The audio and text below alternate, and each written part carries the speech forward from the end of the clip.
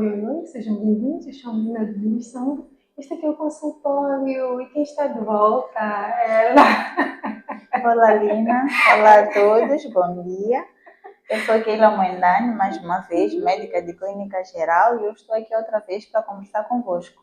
E ela, a doutora Keila, voltou para a segunda vez para o nosso consultório e seguramente voltará mais vezes. Mas hoje vamos falar sobre o burnout. Obrigada, doutora Keila, por ter aceito esse convite. Obrigada eu pelo convite. Haverão muitas coisas. Agora, por exemplo, estamos no dezembro vermelho, né? Sobre a luta contra o HIV-Sida. E HIV-Sida. estamos na nossa entrevista. E vocês querem saber que um teste positivo não é uma sentença De de morte. morte. E Exatamente. hoje vamos focar no trabalhador. Vamos falar de burnout, estresse, esgotamento nervoso. Vamos lá com mais uma conversa. Uhum. Então, doutora Keila, a primeira pergunta é sempre mais básica. O que é o burnout? O burnout é um conjunto de sinais e sintomas que estão relacionados à exaustão mental, física e emocional decorrente de uma carga de trabalho excessiva, um ambiente de trabalho tóxico e falta de motivação muitas vezes no local de trabalho. Em 2019, a OMS, que é a Organização Mundial da Saúde, classificou o burnout como uma doença oficial, mas não uma doença relacionada a causas orgânicas e outras, mas relacionada exatamente ao ambiente de trabalho, às situações laborais. Então, hoje nós temos que tratar o burnout de uma forma mais agressiva, porque é mesmo uma doença e precisa de ser prevenida, diagnosticada e devidamente tratada. Okay. E quais são os primeiros sintomas que um trabalhador que está a entrar em estágio de burnout vai apresentar? Bom, ele pode apresentar sintomas físicos e pode apresentar sintomas emocionais. Os sintomas físicos são vastos, desde cansaço excessivo, dores constantes de cabeça, sintomas gastrointestinais. Nós já tivemos casos de alguns funcionários, alguns pacientes que apresentaram-se com sintomas gastrointestinais. Para além dos sintomas físicos, nós também temos os sintomas emocionais, a falta de motivação, a falta de interesse. Há um sintoma que se chama em psiquiatria, que é a anedonia, que é a falta de vontade de fazer as coisas, falta de vontade de se levantar da cama, falta de vontade de estar no ambiente de trabalho, de ir trabalhar, falta de interesse, não só pelas tarefas laborais, mas por outras, porque acaba afetando toda uma vida. Então, estes são alguns dos sintomas iniciais que podem aparecer. Mais para frente, se o burnout não for tratado, não for diagnosticado a tempo e tratado corretamente, pode levar ao desenvolvimento de sintomas mais graves.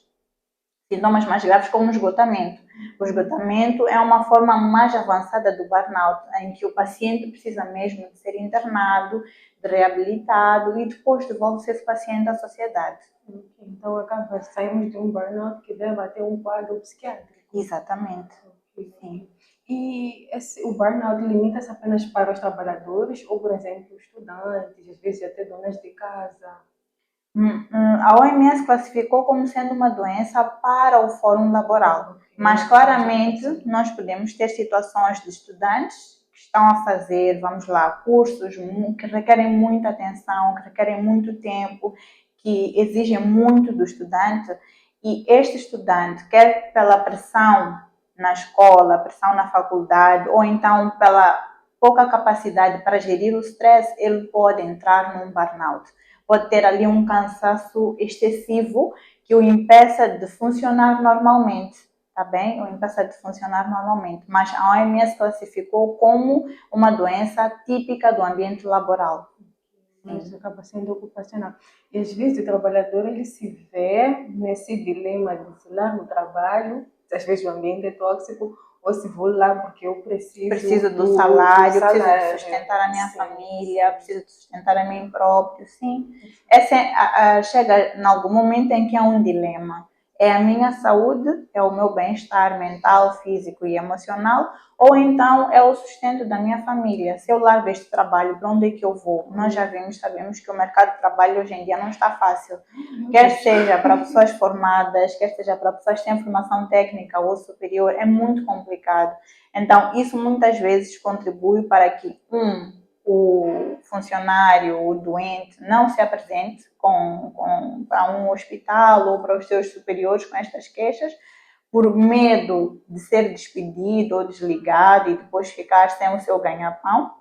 E várias vezes ele fica nessa situação em que não sabe o que vai fazer, não é? Ele prefere ficar ali, aguenta aquele stress até um momento em que não pode ir mais longe e desliga. Sim, e desliga. E como é que nós podemos fazer até para... Porque às vezes não temos a escolha de sair, temos que continuar lá, mas como é que nós podemos nos prevenir dessa situação do burnout que pode nos levar ao esgotamento?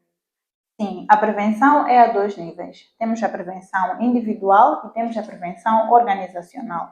A prevenção individual vem de nós, não é? Do funcionário, do trabalhador.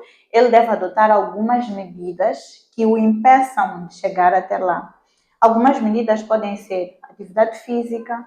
Eu costumo dizer que para uma pessoa ter uma vida saudável e equilibrada, a prevenção é o melhor caminho. Atividade física, alimentação saudável, qualidade no sono, de qualidade. Um adulto deve dormir entre 6 a 8 horas por noite, não é? É o recomendado. Está cada vez mais difícil, não só pelo trabalho, mas por vários outros motivos.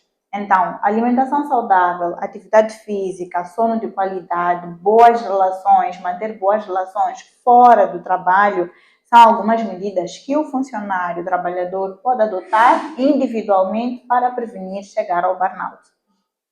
Também saber separar as coisas, não é? Horário de trabalho é horário de trabalho, fora do trabalho eu não trabalho. Muitas vezes nós, no meu caso, por exemplo, como médica, e acredito que outros colegas também passam por isso, nós saímos do consultório, mas os doentes têm os nossos contatos. Porque nós muitas vezes deixamos o nosso contato, quer seja de trabalho ou pessoal, com o paciente, para que ele se sinta acolhido, tenha alguma confiança e saiba que tem um médico ali disponível para ajudar quando precisar. Mas não poucas vezes, os pacientes às vezes extrapolam um pouquinho essa linha. Então, já passa do horário normal do expediente, ele liga, doutora, estou com uma dúvida, o que eu faço? Então, se nós consumimos tudo isso e não conseguimos traçar ali uma linha que separa o trabalho da vida social, da vida pessoal, muitas vezes nós depois não conseguimos controlar. Então estamos toda hora a trabalhar. Fora do trabalho estamos a trabalhar, dentro do trabalho estamos a trabalhar. Então essas são algumas medidas que individualmente podemos adotar para prevenir o burnout. E depois tem as medidas organizacionais, que é a instituição que deve adotar para prevenir a saúde dos seus pacientes. Porque nós sabemos que uma instituição que tem números elevados de pacientes doentes, quer seja doenças orgânicas ou doenças mentais, não tem a produtividade que poderia ter, não vai alcançar aqueles números que poderia alcançar. Então, cabe aos gestores das empresas, aos gestores das instituições, aos chefes de departamento e etc., adotar algumas medidas para prevenir este burnout. Saber valorizar o funcionário é muito importante. A motivação, a recompensa, a validação do nosso esforço como funcionários, o reconhecimento exatamente conta muito. Faz com que a pessoa se sinta estimulada, se sinta apreciada e tenha vontade de trabalhar. E depois, saber dividir as tarefas. Nós temos vários casos de vários funcionários que são funcionários de valor. São funcionários que desempenham bem estas atividades, conseguem responder a trazer soluções a problemas, agem bem, reagem bem sob a pressão. Ainda que estes funcionários estejam ali, existem outros funcionários que podem ajudar. Portanto, eu não posso sobrecarregar a Lina com todas as minhas atividades só porque eu sei que a Lina vai fazer isto com excelência. Eu tenho que distribuir as tarefas de igual modo pelos outros funcionários, de modo que a Lina sim saiba e reconheça que ela tem valor, mas que ela saiba que não está sozinha. Ela pode contar com outros colegas e outros funcionários para a execução daquelas tarefas.